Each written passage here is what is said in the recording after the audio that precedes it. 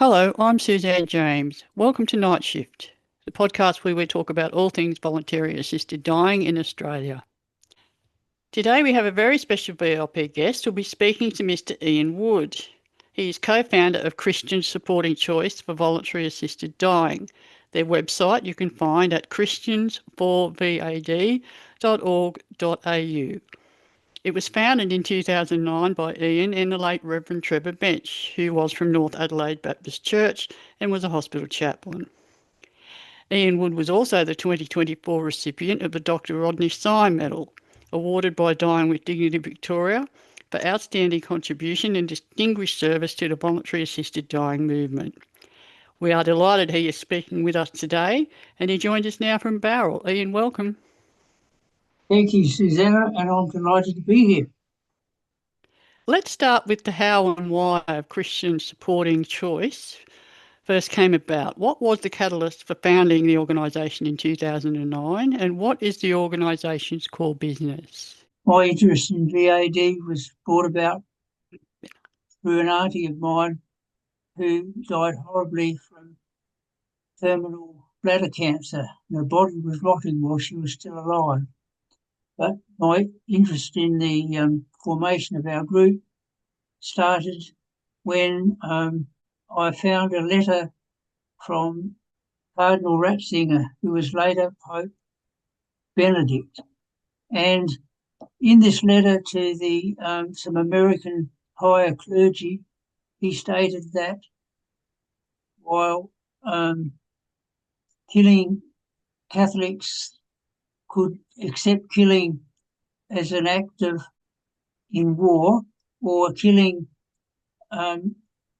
for capital punishment, they could never accept voluntary assisted dying. And as such, people who endorse VAD should be denied communion. And I said to Reverend Trevor Bench, I have a lot of trouble with that. And he said, well, I do too, based on my experience as a hospital chaplain.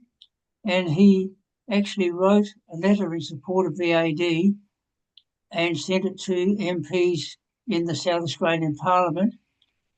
It was quoted and noted in Hansard, some sections of that. The bill unfortunately didn't pass. Then later on, Francis Coombe, who's the president of the group now known as VADSA, VADSA, approached Trevor Bench and approached me to ask if we would like to consider forming a group of Christians in support of voluntary assisted dying. I was a bit reluctant at the time, but then I saw a photo of a woman in France named Chantal Sabir, and she was dying from nasal cancer, and it was absolutely terrible. She was a former teacher, a lovely lady, and now she had one eye protruding from her face, dangling down over her nose, and the pain was horrific as her jaw was disintegrating from the cancer spread to her bone. And I said, well, at that stage, yes, I will be public and be a co-founder of the group.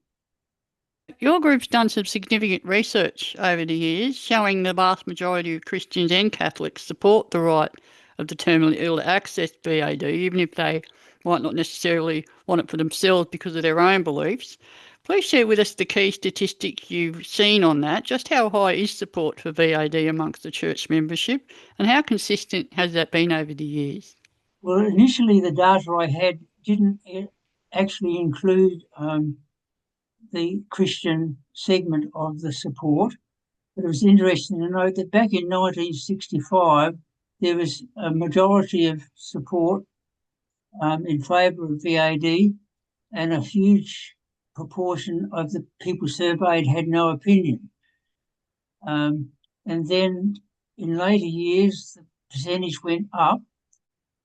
Then in the 2019 Vote Compass, with over 500,000 people putting in comments, we find that around 76% of Catholics supported the VAD, and about 80% of Anglicans supported, and approximately 82%, I think, from memory, of overall Australians supported it.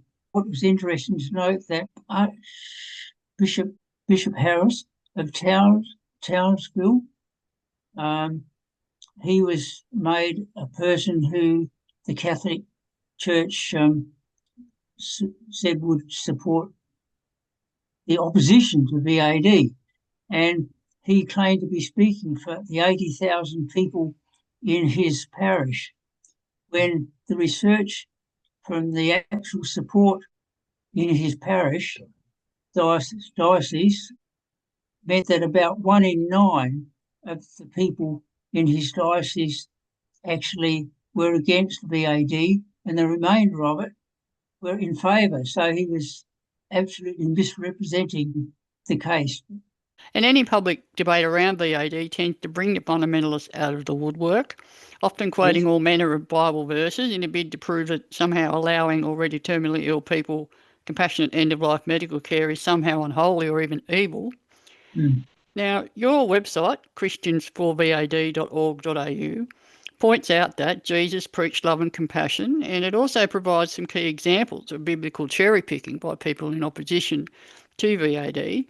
The first I'd like to talk to you about is thou shalt not kill. Now, tell us how that is used out of context in VAD debates and what the real biblical meaning of that phrase is, Ian. But if you go back to the original Hebrew, the correct translation of that is thou shalt not murder. That is kill with malice. And that's absolutely totally different to giving people a compassionate end-of-life choice when they've got intolerable suffering. Another common refrain from the Roman Catholic adage about the sanctity of life, which, as your side also points out, comes from the same people who supported the death penalty for intractable heretics. Tell us why the sanctity of life shouldn't be taken literally, particularly in terms of voluntary assisted dying. Well, just talking in general about the sanctity of life, we find that the Catholic Church was quite ignored this sanctity of life when they were undertaking the Crusades and killing off the people who opposed them at the time. In the 30 Years' War in Europe, when Protestants and Catholics were killing each other, there's no respect for the sanctity of life.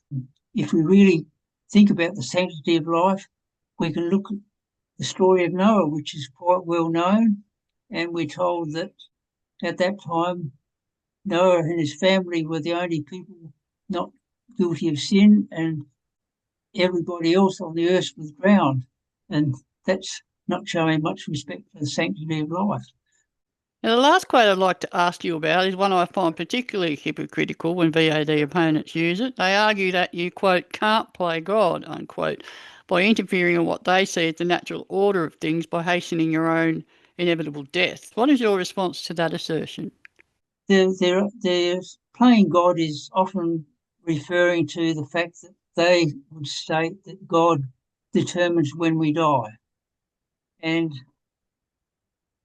if they accept that that is the case, well, then they're really being very hypocritical in the fact that this would mean that if a person was suffering, say, from kidney failure, well, then they should accept that they're going to die from kidney failure and never accept dialysis, because that could be construed as thwarting God's will that they're going to die from that illness. The same applies to using vaccines and giving heart transplants and antibiotics. All of these, you could argue, is thwarting God's will that we die at a specific time. Another aspect of it that I'd just like to quickly mention is that not that many years ago in South Australia and countries South Australia, a young girl was at Sunday school, and she was playing during a break from the Sunday school outside, and a tree fell on her and killed her. And I just cannot believe that we can say that God decided that she must die at that time. I'd like to talk to you a bit now about whether or not you think there's a common denominator amongst the minority of Christians who still vehemently oppose VAD. Everyone recognises people's rights to practice their own religion in their own life, but unfortunately, some think that gives them a God-given right to try and, force others to live by their beliefs as well, including seeking to unduly influence government policy. Where does that come from, do you think, that fundamentalism in modern 2025, and what separates those that think that's okay from the rest of the church population? Yes, well, some of this fundamentalism dates back to for many years. We had the same fundamentalism opposing the rights for women to own property, the rights for women to vote, the rights for women to become members of parliament, the rights of women to become doctors and lawyers in practice. So it's really a society change that they haven't kept up with. I'd like to finish by asking you about receiving the Rodney Syme Medal last year. You received it in 2024 for your work and services to the Voluntary Assisted Dying movement. When did you find out you'd been nominated, and how did you feel when you were presented with that award? Well, I found out just a few weeks beforehand the presentation, and to put it mildly, I was absolutely stunned.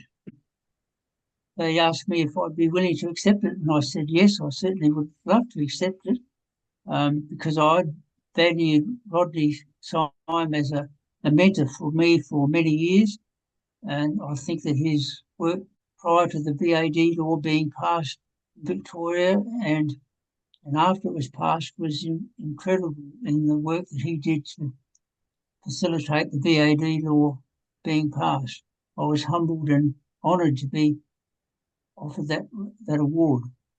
So what else would you like to tell us about Christians and voluntary assisted dying, Ian? What else would you like to add to? Well, I'd just like to add that it's very interesting that back in 1935, that's 90 years ago, the very Reverend Dr. Inge, who was the former Dean of the Anglican St Paul's Cathedral in London, was actually a co-founder of what was called the British Voluntary Euthanasia Legalisation Society. And at that time, 90 years ago, he was saying how it is not contrary to Christian principles. It's just this vocal Christian minority who are so opposed to it. And I have no problem at all with them being opposed to it if that's what they want or don't want for themselves. They have their choice already to endure as much suffering as comes their way as they are dying, and that's up to them. But they certainly have no right at all to impose their views on the other majority of Australians who support the compassionate choice. And we need to be aware of the fact that even to be given what we call the green light after a person with a terminal illness and suffering they find unendurable is given the green light for this assisted death, they suffer far less and they get great peace of mind when they are given the go-ahead. And for people to be denied this peace of mind is absolutely immoral in my book. We also become aware that many of these people who apply for an assisted death actually live longer and have a better end of life than those who do not request assistance. So there's a certain irony there that these people who are opposing the choice want the people to have a shorter life and more suffering. It seems all wrong. Absolutely. I've recently spoken to the lovely Jan Willis from New South Wales. She's an MND sufferer who has been approved for VAD and is in the late stages of her life as we speak. She was also recently interviewed by ABC Darwin and told her story in support of the Northern Territory campaign up there. And she very much mirrored what you just said, that she's found it a huge relief to know that she can go on her own terms when the time comes. She's a palliative care nurse of many years' experience. and has found it a huge relief to be able to spend quality time with her family, knowing that she has the ability to end it when it gets too much. And she also pointed out to me that it's not compulsory for her to use it now that she's been approved. She can choose to use it or not use it, or decide against it anytime she likes. Just because she's been approved, it's not compulsory. Even at the very last stage, when you're about to have it administered, you would be asked, do you wish to proceed? And if you say yes, well, then you go ahead and take the medication or have it injected. Or you can say, no, I've decided I want to wait a bit longer. Ian Wood, it's been an absolute pleasure speaking with you today. Thank you so much for your time. It's a pleasure to talk with you, and I understand that you might be going to play a short message by Archbishop Emeritus Desmond Tutu and his plea for the politicians to legislate for voluntary assisted dying. Hello, dear sisters and brothers. As a Christian, I believe in the sanctity of life and that death is a part of life. I hope that when the time comes, I am treated with compassion and allowed to pass on to the next phase of life's journey in the manner of my choice. My friend, Lord Carey, has passionately argued for an assisted dying law in the United Kingdom. His initiative has my blessing and support, as do similar initiatives in my home country, South Africa, in the United States, New Zealand, and parts of the European Union, and right across the world. People who are terminally ill should have the option of dignified and compassionate assisted dying alongside the wonderful palliative care that already exists. I pray that politicians, lawmakers, and religious leaders have the courage to support the choices terminally ill citizens make in departing Mother Earth with dignity and love. God bless you. We've been talking to Ian Wood, 2024 Rodney Syme Medal recipient and also co-founder of Christians Supporting Choice for Voluntary Assisted Dying. You can find them on the internet at christians4vad.org.au. You're listening to Nightshift. I'm Suzanne James. Thank you for joining us.